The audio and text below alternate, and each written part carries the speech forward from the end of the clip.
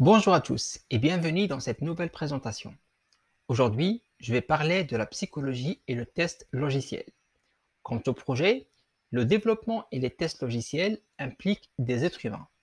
Et le caractère humain d'une manière générale consiste à critiquer le porteur de la mauvaise nouvelle. Et l'information produite par le test contient souvent de mauvaises nouvelles sous forme de bugs. Par conséquent, la psychologie humaine a des effets importants sur la réussite de l'activité de test.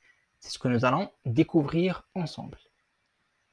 D'abord, l'identification de bugs pendant les tests peut être perçue comme une critique contre le produit et contre son auteur, à savoir le développeur. Et souvent, le test est perçu comme une activité destructrice. Afin d'éviter cette perception négative de l'activité de test, il faut que les objectifs dans un projet de test soient clairement précisés.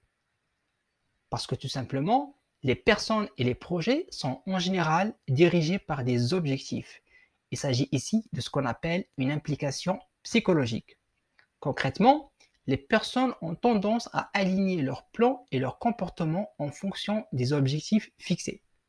Une fois que nous avons des objectifs clairs et précis, il y a deux compétences clés dans la réussite d'un testeur, à savoir la communication et les compétences relationnelles. La communication doit être factuelle et courtoise. Commencez toujours par une collaboration plutôt que par des conflits. Rappelez à chacun l'objectif commun d'avoir un produit de meilleure qualité et in fine un client satisfait. Communiquer les découvertes des bugs sur le produit de façon neutre et factuelle, sans critiquer la personne responsable. Par exemple, écrire des rapports de défauts d'une manière objective et factuelle. Il faut essayer de comprendre ce que ressent l'autre personne et pourquoi il réagit comme il le fait, ce qu'on appelle l'empathie.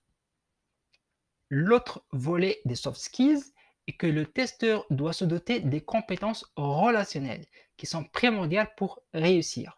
Parce qu'en face d'un testeur, il y a un développeur avec un état d'esprit différent, ce qui exige un comportement adapté. En effet, les développeurs et les testeurs pensent souvent différemment. La tournure d'esprit à utiliser pendant les tests est différente de celle utilisée lors du développement. En gros, l'état d'esprit d'un testeur doit inclure la curiosité, un œil critique et l'attention aux détails, alors que les développeurs sont plus intéressés par la conception et la construction de solutions que par la recherche de ce qui pourrait être erroné avec ces solutions.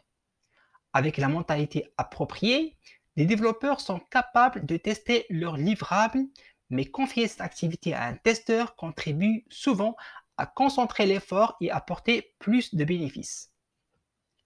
Pour finir, rappelez-vous qu'au-delà des connaissances techniques ou fonctionnelles du test logiciel, les soft skills sont la clé de la réussite dans notre métier.